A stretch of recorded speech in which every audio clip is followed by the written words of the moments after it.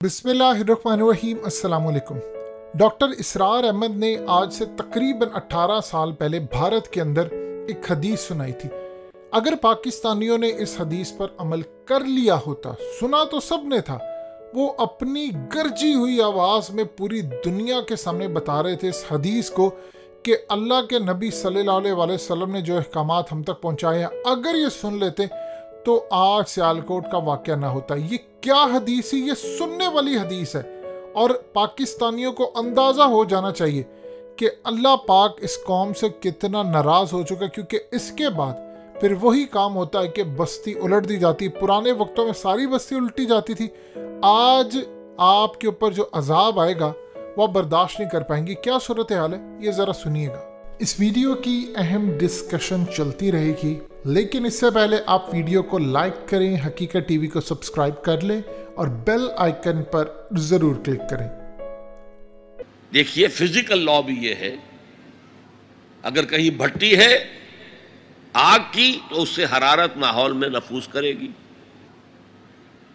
अगर बर्फ की सिल रखी हुई है तो उससे बरूदत ठंडक माहौल में फैलेगी।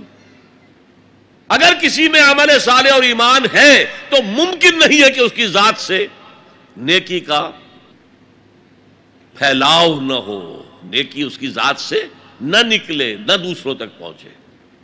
It's the physical phenomenon. Number 2, यह शराफत और मरूवत का तकाजा है। अगर आपको अल्लाह ने हिदायत दी है, शेयर इट विद अदर्स। शराफत, मरूवत। हुजूर ने फरमाया, ला युमिनु अहदुकुम हत्ता युहिब्बा li अखीहि मा युहिब्बु li नफ्सिही। तुम में से कोई शख्स मोमिन नहीं हो सकता जब तक कि वो अपने भाई के लिए भी वही बात पसंद न करे जो अपने लिए पसंद की। अगर तुम इस्लाम ले आए हो, ईमान लाए हो, नेक अमल कर लिए, भाई अपने भाइयों तक पहुंचाओ जिनसे तुम्हें मोहब्बत है, जिनके साथ खुलूस है, जिनके साथ इखलास है। ये दूसरी बुनियाद है कि ईमान और अमल साले से तवासी बिल हक खुद ब खुद बरामद होगा। और एक तीसरी बात है हमीयत, गैरत। मैं यहां आपको एक हदीस सुना रहा हूं। एक तवील अरसे तक अपने ज़माने तालिब इल्मी में मैं ये हदीस खुतबा जुमा में सुनता रहा। मौलाना थानवी रहमतुल्लाह अलैह ने जो खुतबात जुमा मुरत्तब की, उनमें यह हदीस है। हुजूर इरशाद फरमाते हैं, औहल्लाहु अज़्ज़ा वजल इला जिब्राईल अलैहिस्सलातु वस्सलाम अनिक़लिब मदीनत कज़ा व कज़ा बिअहलिहा। अल्लाह ताला ने वही के ज़रिए से हुक्म दिया हज़रत जिब्राईल को कि फलां फलां बस्तियों को उलट दो, तलपट कर दो। जैसे सदूम और आमूरा की बस्तियों पर अजाब आया था, वैसा अजाब इन बस्तियों के ऊपर ले आओ। काला फ़काला, हुजूर फरमाते हैं कि इस पर हज़रत जिब्राईल ने अर्ज़ किया, या रब इन्न फ़ीहा अब्दका फ़ुलानुन लम यासिका तरफ़त ऐन। अल्लाह, मैं उस बस्ती को उलट दूं, उसमें तो तेरा फला बंदा भी है जिसने कभी पलक झपकने जितनी देर भी किसी गुनाह में बसर नहीं की। अब आप किसी आदमी की नेकी का तसव्वुर कीजिए। ये गवाही देने वाले कोई किराए के गवाह नहीं है जो अदालतों में फिरते रहते हैं, जो चाहो गवाही दिलवा लो, इतने पैसे चाहिए।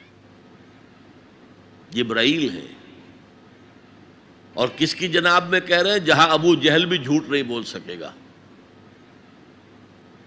या रब इन्न फ़ीहा अब्दका फ़ुलानुन लम यासिका तरफ़त ऐन। उलट दूं उस बस्ती को।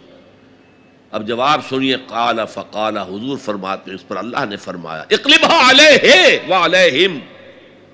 उल्टो इस बस्ती को, पहले उस बदबख्त पर और फिर दूसरों पर। फ़इन्न वजहहु लम यतमअर फ़ी साअतन क़त। इसलिए कि मेरी गैरत की वजह से कभी उसके खून ने जोश नहीं मारा, उसका चेहरे के ऊपर खून नहीं आया। آپ کو کوئی ماں کی گالی دے، اگر تو آپ میں جان ہے تو وہ جانے دیں گے اس کو، اور اگر جان نہیں ہے، آپ اس کا مقابلہ نہیں کر سکتے، تب بھی غصہ آئے گا، کانپیں گے آپ غصے کی وجہ سے، چہرہ آپ کا سرخ ہو جائے گا، یہ تو کم سے کم ہوگا نا۔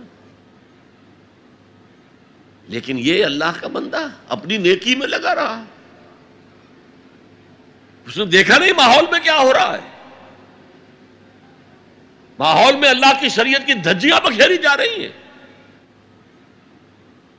ماحول میں اللہ کے احکام پاؤں پہلے روندے جا رہے ہیں، یہ لگا رہا تو فقط اللہ اللہ اللہ، یہ زیادہ بڑا مجرم ہے، لہذا بستی کو پہلے اس پر پلٹو اور پھر دوسروں پر۔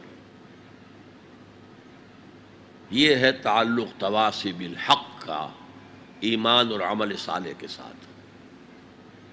یہ میں پہلے عرض کر چکا ہوں، اس تواصی بالحق میں اصطلاحات بہت سی ہیں۔ حق کی دعوت دینا، اللہ کی طرف دعوت دینا حق ہے نا، اللہ کی ذات حق ہے، ذالک بان اللہ هو الحق۔ تو تواصی بالحق میں کیا ہوگا؟ ادع الی سبیل ربک بالحکمۃ والموعظۃ الحسنۃ وجادلہم باللتی احسن، یہ بھی تواصی بالحق ہے۔ نیکی کا حکم تو بدی سے روکو، تأمرون بالمعروف وتنہون عن المنکر، یہ بھی تواصی بالحق ہے۔ اور اس کے درجات کہاں سے کہاں تک ہیں؟ اگر بچے کہیں گلی میں کھیل رہے ہیں، کرکٹ کھیل رہے ہیں، آپ ان سے کہتے ہیں بیٹو یہ یہاں پر کھیلنے کی جگہ نہیں ہے، آپ کسی گاڑی کا شیشہ توڑیں گے، آپ کی گیند جو ہے اس سے کسی گاڑی کو نقصان پہنچے گا، کسی انسان کو چوٹ لگ جائے گی، پھر کیا آپ بچ کر چلے جائیں گے وہاں سے؟ آپ کون ہوتے ہیں؟ ہوگی کہ نہیں؟ ریزنٹمنٹ ہوگی کہ نہیں؟ کبھی بھی اس تواصی بالحق کو خندہ پیشانی سے نہیں سنا گیا، نہیں برداشت کیا گیا۔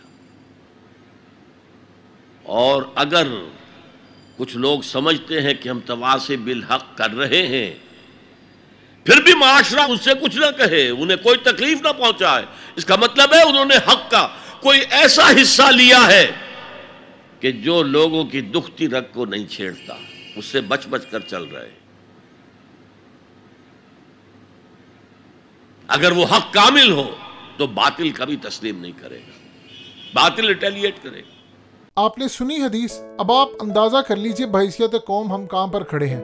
آج صورتحال یہ ہے کہ لوگ اپنے اپنے کاموں میں لگے، کسی کو پرواہ نہیں، اور ہجوم اتنا جاہل ہو چکا ہے کہ کسی کو بھی مارنے کے اوپر اس وقت تیار ہے، لیکن یہ لوگ دین کے اوپر عمل کرنے کو تیار نہیں۔ اگر ان کو کہیں کہ حدیث میں یہ لکھا ہوا ہے کہ آپ نے حرام نہیں کھانا، آپ نے کرپشن نہیں کرنی، آج مسجدوں میں چندے چل رہے ہیں پوری طرح، لیکن ممبر پر کھڑے ہوئے اس عالم کی اتنی جرات نہیں ہے کہ وہ کہہ سکے کہ اس مسجد میں صرف وہ لوگ چندہ دیں جو حرام نہیں کھاتے اور جو لوگ جھوٹ بول کر مال نہیں بیچتے۔ آپ دیکھیے گا اس کے بعد نہ کوئی مسجد آئے گا اور وہ کہیں کہ آپ کی نمازوں کا کوئی فائدہ نہیں، کہ حرام کھا رہے تو قبول نہیں ہونی، پھر آپ دیکھیے گا اس کے بعد کیا صورتحال ہوتی ہے۔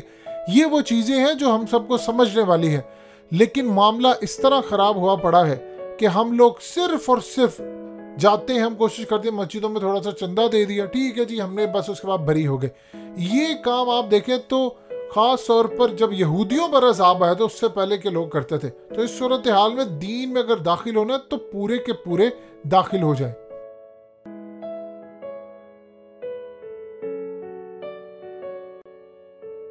حقیقت ٹی وی کو سبسکرائب کرنا مت بھولیں، ویڈیو کو لائک کریں، شیئر کریں اور کمنٹ سیکشن میں اپنی رائے کا اظہار ضرور کریں۔